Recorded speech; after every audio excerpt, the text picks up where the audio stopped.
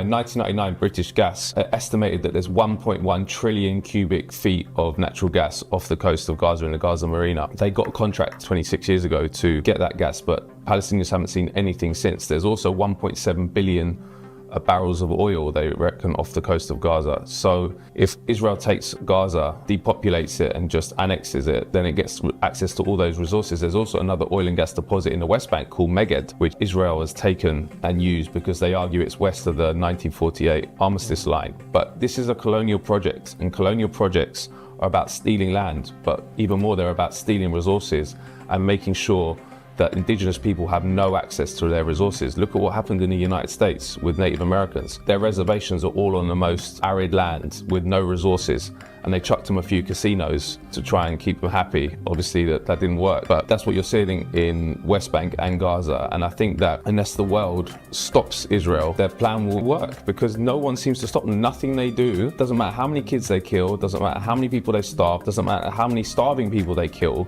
no one says stop.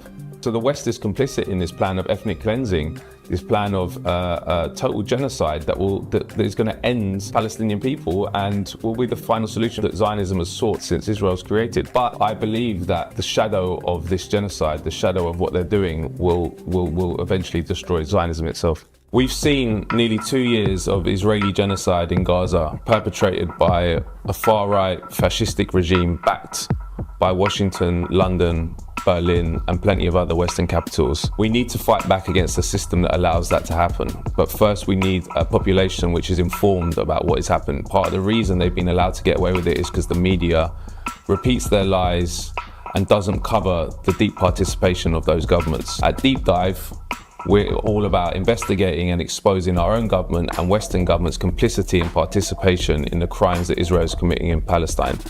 But there's many obstacles to this. One of the main ones is funding. So we need you to help us keep reporting independently and promoting Palestinian voices against an industry which wants to silence them and us, who are revealing the truth about what's going on in Gaza and Palestine more generally.